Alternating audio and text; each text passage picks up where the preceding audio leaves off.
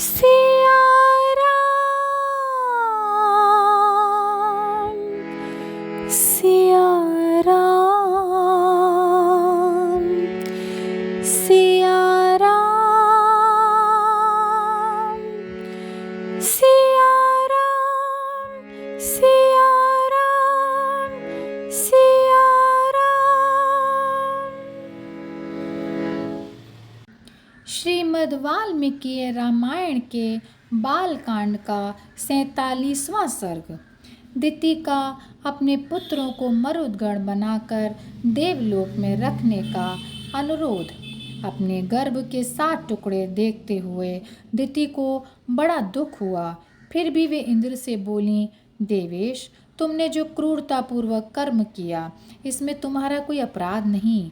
फिर भी मेरी इच्छा है कि मेरे गर्भ के वे 7 खंड 7 व्यक्ति होकर 7 मारुत के नाम से विख्यात होकर, जो आकाश में सुविख्यात 7 बात स्कंद हैं, उनमें विचरे।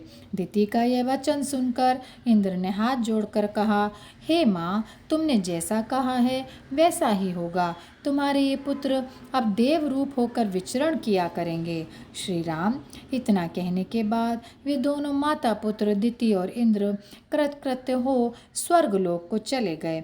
और यह वही स्थान है जहाँ देवराज इंद्र ने तप में लीन दिति की सेवा टहल की थी।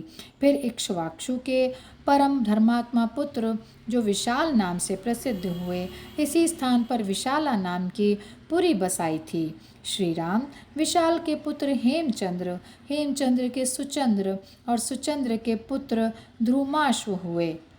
ध्रुमाश्व के संजय, संजय के सहदेव, सहदेव के कुशाश्व पैदा हुए। कुशाश्व के सोमदत्त हुए और सोमदत्त के पुत्र काकुत्स्थ नाम से विख्यात हुए। काकुत्स्थ के पुत्र सुमति हुए और वे ही सुमति वर्तमान समय में इस पुरी में निवास करते हैं। यहाँ के सभी राजा धार्मिक और पराक्रमी हुआ करते हैं। नरश्रेष्ठ, आज हम लोग यहाँ सुखपूर्वक शयन करेंगे। तत्पश्चात यहाँ से चलकर मिथिला के राजा जनक का दर्शन करेंगे। उस समय राजा सुमति विश्वामित्र को अपनी नगरी में आया हुआ देखकर उनकी अगवानी के लिए स्वयं आए और बोले, मुने, आप मेरे राज्य में आए हैं, इसके लिए मैं अनुग्रहित हूँ। मुझसे बढ़कर सौभाग्यशाली और कौन हो सकता है।